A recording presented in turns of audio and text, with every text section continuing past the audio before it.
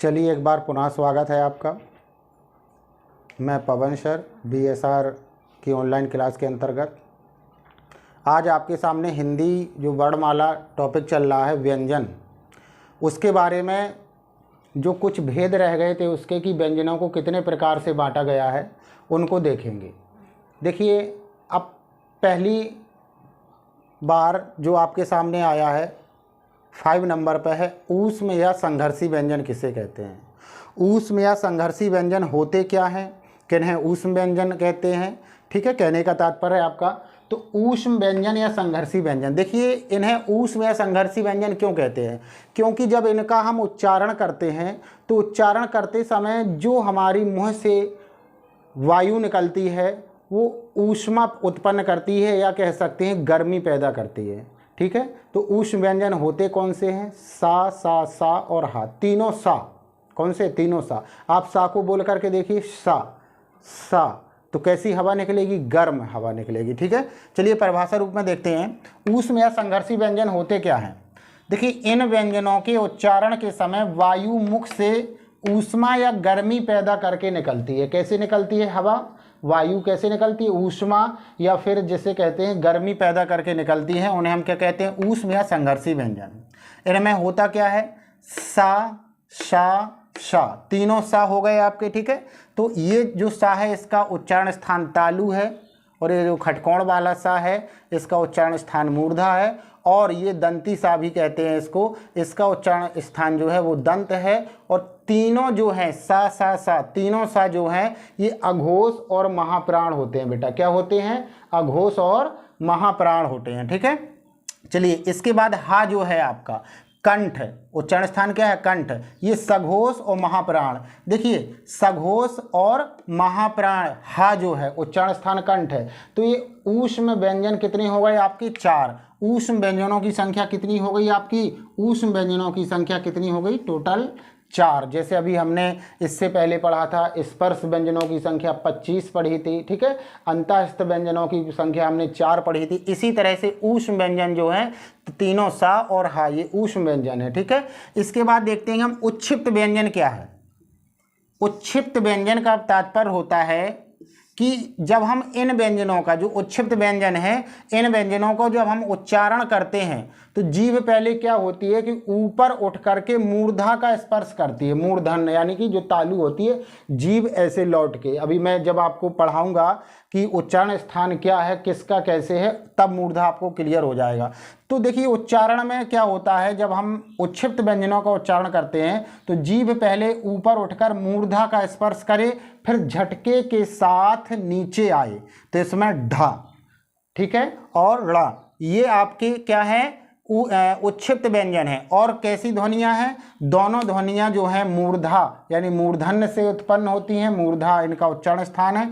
और जो आपका ढा है ये आपका क्या है? ड़ा है जो आपका सघोष और अल्प प्राण, और ढा है जो आपका सघोष और महाप्राण। ठीक है, चलिए अयोगवाह क्या है?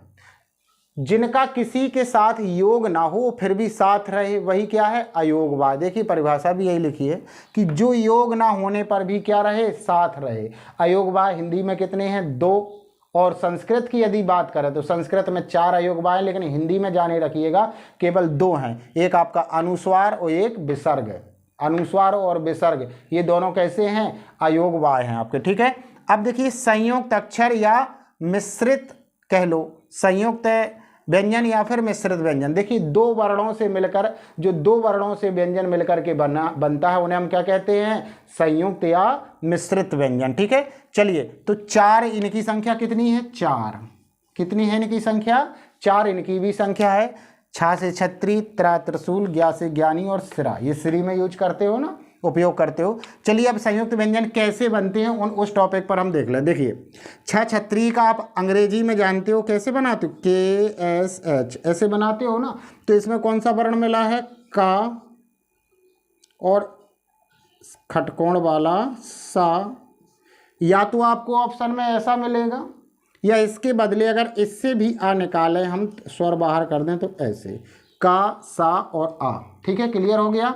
उसी तरह से त्रा, ता और रा अगर इससे हम एक तो ऑप्शन ऐसा मिलेगा, ये भी सही है आपका, और यहाँ हलंत लग के यहाँ पर आ भी निकाल दूँ तो भी सही है। ठीक, इसी प्रकार से ज्ञा ज्ञानी का तो ज्या होता है, इसे क्या पढ़ा जाता है, ज्या, तो ज्या उच्चारण में है आपका, और या और इससे आ निकालें तो ये ऐसा हो गया। ठीक है ना। इसके बाद श्रा जो है शा और रा, और अगर इससे आ निकालें तो ऐसे। देखिए ऑप्शन में आयोग आपके पास ऐसे देता है, या तो ये देगा या फिर ये नहीं देगा तो इतना ऐसे देगा। ठीक है, और यहाँ हलंत नहीं होगी, फिर ध्यान देना आपको, यहाँ हलंत नहीं होगी, फिर यदि यहाँ पर भी हलंत है तो समझो इससे आ निकल के आया, फिर ऐसा ऑप्शन होगा। क्लियर हो गई ये बात। चलिए आगत व्यंजन क्या है, आगत व्यंजन के बारे में हम जानेंगे कि आगत व्यंजन किसे कहते हैं। देखिए विदेशी भाषाओं की ध्वनियाँ, जो अपने देश की नहीं दूसरे देशों से जो ध्वनियाँ आकर के हम उनका बहुतायत हिंदी में उपयोग करने लगे हैं, तो उन्हें हम क्या कहते हैं, विदेशी भाषाओं की ध्वनियाँ, यानी कि आगत व्यंजन। अब आगत व्यंजन में होते कौन कौन है, देखिए आगत व्यंजन में जो होते आपके एक तो का, खा, गा, जा और फा। ठीक है, इतने व्यंजन जो हैं ये विदेशी भाषाओं से। अब देखिए अभी देखने में अपनी हिंदी भाषा यानी कि देवनागरी लिपि के ही हैं, लेकिन अब अंतर क्या है, ध्यान से देखना, यहाँ पर ऐसे बिंदु लगी होगी ऐसे, ये पाई लगी होगी यहाँ पे ऐसे। ठीक है ना। अब ये आपके विदेशी भाषाओं की ध्वनियाँ हो गई, तो इन्हें कहा गया है आगत व्यंजन। क्या कहा गया है, आगत व्यंजन। ठीक है, इसके बाद पढ़ना है द्वित व्यंजन। क्या पढ़ना है, द्वित व्यंजन क्या होता है, क्योंकि पेपरों में कई बार पूछा जा चुका है कि इनमें से द्वित व्यंजन कहाँ पर अप्लाई हो रहा है, कहाँ पर उपयोग हो रहा है। ठीक है, द्वित व्यंजन क्या है, देखिए जब समान व्यंजन संयुक्त होते हैं। अब समान व्यंजन का मतलब क्या हो गया, जैसे का ये दोनों समान है ना, या खा खा, गा गा, या चा चा, दो व्यंजन एक साथ हों तो वहाँ द्वित अप्लाई होता है। कैसे, देखिए जैसे मैंने लिखा आपका बच्चा, क्या लिख दिया, दिख रहा होगा यहाँ पर तक, हाँ दिख रहा। जैसे मैंने लिख दिया बच्चा, तो इसमें ऐसे शब्द दे देगा, और द्वित व्यंजन वाला शब्द कौन सा, तो देखिए यहाँ पर चा और चा, यही परिभाषा बोल रही है, जब समान व्यंजन संयुक्त होते हैं। समान व्यंजन कैसे हों, संयुक्त हों। जैसे एक बच्चा लिख दिया मैंने, कच्चा, क्लियर हो गया आपका, बच्चा कच्चा। ठीक है, लिख सकते हैं जैसे कुछ भी कर दो, 70, 80। ठीक है, तो देखो सा, ता, चा, कच्चा, पक्का। ठीक है, तो इस तरह के सारे वर्ण जो होंगे वहां पर द्वित व्यंजन अप्लाई होगा। क्लियर हो गई ये बात। यानी कहने का तात्पर्य है आपका कि जहां पर जब समान व्यंजन संयुक्त होते हैं, समान व्यंजन क्या है, चा और चा, संयुक्त का मतलब मिले हों, संयुक्त का मतलब क्या होता है, मिले हों। तो जहां पर समान व्यंजन जो है वह एक साथ मिले हों वहां पर द्वित व्यंजन अप्लाई होता है। समझ में आ गया। चलिए एक नज़र डाल लीजिए।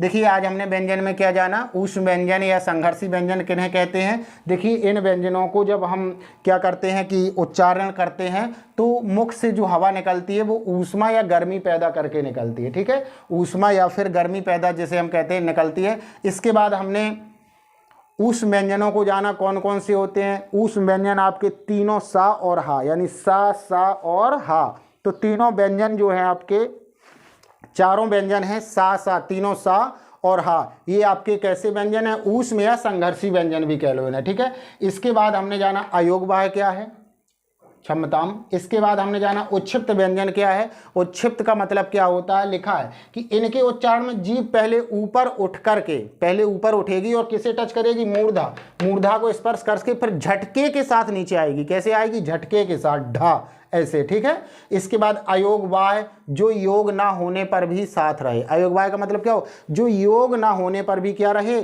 साथ रहे, उसे हम क्या कहेंगे, आपका अयोगवाह। ठीक है, तो इसमें अंग आहा यानी कि अनुस्वार और विसर्ग, ये दोनों आपके अयोगवाह हैं। इसके बाद हमने जाना संयुक्त या मिश्रित व्यंजन, यानी दो वर्णों के योग से जो बनता है, इनकी संख्या भी 4 है।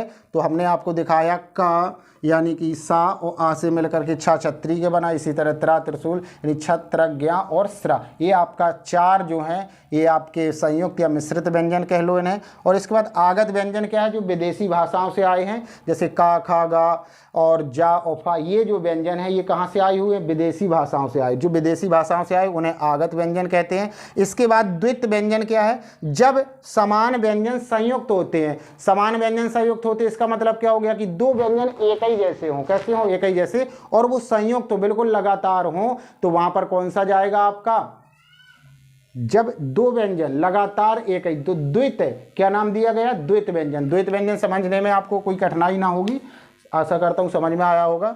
चलिए एक बार इसका स्क्रीनशॉट ले लीजिएगा। चलो अच्छा हो गया। इसके बाद थोड़ी एक नज़र डाल लें आप लोग, क्या होता है देखिए, जैसे एक टॉपिक आपका छोटा सा है, वर्ण और अक्षर में अंतर क्या, यहां दिख रहा है, चलो वर्ण